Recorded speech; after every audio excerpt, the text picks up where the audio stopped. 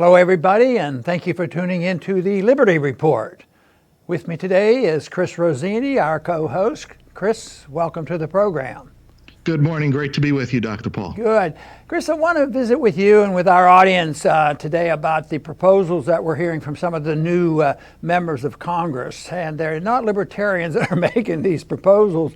A few of them, are quite willing to call themselves socialists and progressive. Progressive they are not, although that word is used. They're bleeding hearts, and they think the solution to the problem, and I don't know which problems they're specifically pointing out, but it's that there are too many rich people, and therefore we have to tax them. But their motivation can't be the fact that the unemployment statistics are bad. Right now there's pretty good employment for minorities, better than ever, and yet they're able to stir up a lot of interest in a socialist program of taxing the rich. It's bad to be rich. If you're a billionaire, you're evil, you're immoral. And I'd like to sort of dissect that all out, because there are a lot of rich people, but there's quite a bit of difference between money that somebody earns and one that accumulates wealth as a benefit from the monetary system and the government system and the government spending. Big difference. So attacking wealth just per se is hardly going to be the answer. But it hardly can be the answer that government interference and taxation is going to be the solution to the problems that we do have. Guess what? From too much government and too much intervention and too much regulation, too much war, too much inflation by the Federal Reserve. So they don't deal with that. But the members that are promoting this are around. They've been around for a long time. But boy, it just seems like they're getting a lot of attention right now, which is sort of surprising. But again, the media, which is very instrumental in what happens in this country, really pump it up. And if you're not for taxing those billionaires and the rich people, then you're an immoral person. So the morality issue, I think, is important. What is moral? A wealthy person that earned his wealth, or the morality of government redistribution of wealth and the management of wealth. And it turns out that I don't think it's very difficult to understand that what government does from the viewpoint of personal liberty and morality, it seems like the policies of the government, as I see it, are immoral. And that is a reflection that there's a lot of immoral people who end up in government, and there's a lot of immoral reason why government does so many things that they shouldn't even be doing. So if you look at what's happening in the economy with the Federal Reserve, or the wars we fight, the intervention, the special interests, those are the immoralities we want to deal with, rather than saying, we found the answer. Too many rich people. We have to make sure we can destroy the rich people and everything will be equitable because we want equality. For some reason, Chris, I don't think that's going to work. Of course it won't work and can't work, and we're specifically talking about Congresswoman Ocasio-Cortez, who has quickly figured out how to keep her name in the headlines almost on a daily basis. So this was this week's topic. She talked about how a system that allows is an interesting word, billionaires to exist, is immoral as long as there's still poverty. And like Dr. Paul pointed out, you can't lump all billionaires together. They're not all the same on how they acquire their wealth. And even looking past that, government fundamentally cannot alleviate poverty because it doesn't create wealth. Wealth has to be created, and government just doesn't do that. So they can't alleviate wealth. They can steal wealth, and they surely do that, and that's the immoral part. If the Congresswoman wants to talk about immorality, government theft of anybody's property is immoral. I mean, that's a basic tenet of morality. And in 2019, we still have to talk about how theft is wrong. So we'll look into this more, but I think we're going to focus on where the real immorality is. Yes, and I think the moral issue is very important. A lot of times we neglect that on our side, and it's only used when they're going to use authoritarian government to say, well, we have to correct things with a moral approach. You know, the most popular bumper sticker I ever had, I had it on my desk in Washington, D.C., and no matter who came into the office were very pleased with it, even though they maybe didn't fully understand it nor endorse it. But the bumper sticker simply said, "Don't steal, the government hates competition." And that says it all, but it recognizes the fact that taxation and redistribution of wealth and regulating people's lives and the regulating the economy it should be illegal. Taxation is theft because it's taking money that the government didn't produce, and therefore they're artificially saying, we know best how to redistribute it. But if you look at history, though, you find out that the best distribution of wealth is through a free market economy. That is when you have the largest middle class and you have rich people. If you didn't have rich people, it wouldn't work. So if you destroy the incentive to become rich, you destroy the production of wealth. And as you pointed out, Chris, that government doesn't produce the wealth. All they can do is pretend that they know how it should be distributed. But there's no history that defends their position that this society will be so unfair if you didn't have these moral purities, Puritarians, they're in Congress and we know how. We want equity, we want equality. But they never mention really equality under justice. An equal system under justice is entirely different than pretending that you can have perfect equality economically. And it was tried, matter of fact, in our very early history in Plymouth Colony. They had socialism for 2 years at that colony, and they were starving to death until until Governor Bradford introduced the whole notion of maybe everybody should own their own land and there would be incentives, and it changed the whole thing. So they were involved in this argument way back, and because the conditions were tough as the settlement was made, they figured they needed government for survival, and what they didn't need was incentives. They needed private property, and they needed to allow people to keep what they earned, and lo and behold, prosperity bloomed after that rule was changed. But we seem to never learn this lesson, that people come along and they think they know what is best. But I think there's more to it than just an economic concern or an excuse for redistributing wealth. There's people who just like power, and they want to be involved, and they want their share. And the people who do this, who manipulate the redistribution of wealth, usually end up very rich. There were always some rich people who did quite well in the worst of societies, whether it was in fascism or communism. They would be able to do well. But I think the one thing that it drives the emotions of the individuals who do this, and they will never admit it, but it's envy. The people come along and they say, there's a billionaire and I'm not a billionaire, and I don't want to go out and dig ditches. I don't want to do any hard work because it's so unfair. So therefore, the best thing I can do is donate my services by joining the government, and I can get other people who share this envy. Destroy the wealthy, get rid of them. And this envy will then allow other people to thrive better. If they understood economics, or if they understood morality, if they understood the issue of thou shalt not steal, they wouldn't do this. So they're not dealing in morality, they're dealing in what can we do. And when a person is envious, and if it's not working all that well in the redistribution, all they can do is tear down the wealth of the wealth and the benefits of a certain class of people, thinking that's going to deal with it. And I think that's where we are now. It's to say the truth of the matter is that people are doing pretty well right now, and there are jobs, but they're still very envious. We have to tear them down, and we have to destroy them no matter what. And that is an emotion that I think is driven by immorality, misunderstanding, not understanding economics, and some flat-out desire desirous of being dictators.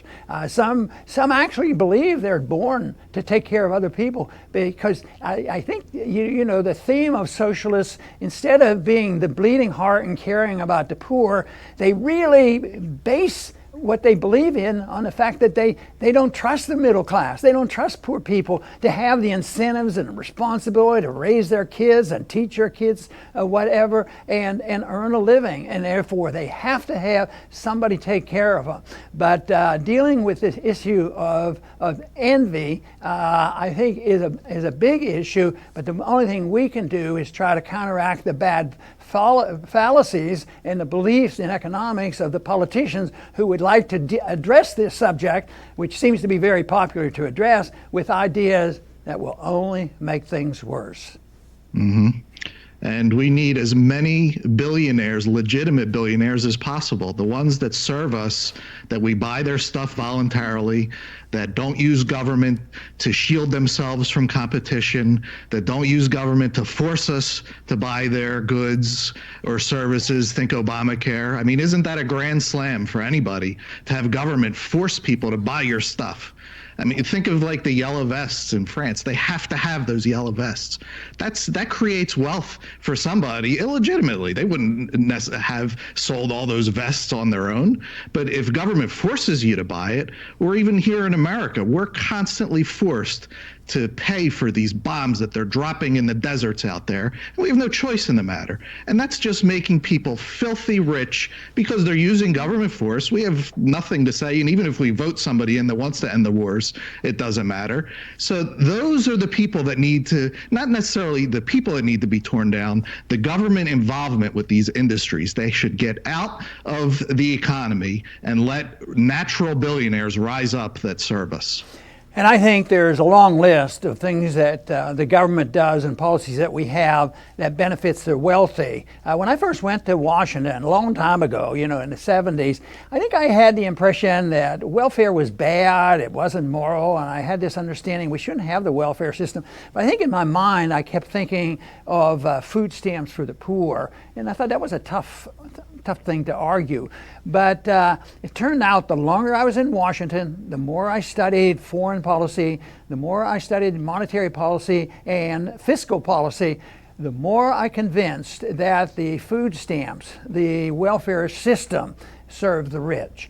And the climactic end to that understanding happened these past 10 years, because it has been the QE creation of trillions and trillions of dollars, which now even Federal Reserve members, Federal Reserve Board members have admitted, it didn't work out the way we thought. We thought it would help the general population, but we realize now it was helping the stock market. There are people who are admitting that was the case, that it didn't work. But guess what? In these past 10 years, with a lot of struggling, they say we've been out of the recession for a long time. No, if people forget, but out of these past 10 years, those first 5 or 6 years were really, really bad. But most of the money, and this is a thing that some of the Federal Reserve Board actually acknowledged, that the money went into the coffers of the very wealthy. Instead of being distributed, it went into the stock market. And I think, of course, there's others who accuse that is deliberate. It wasn't an accident,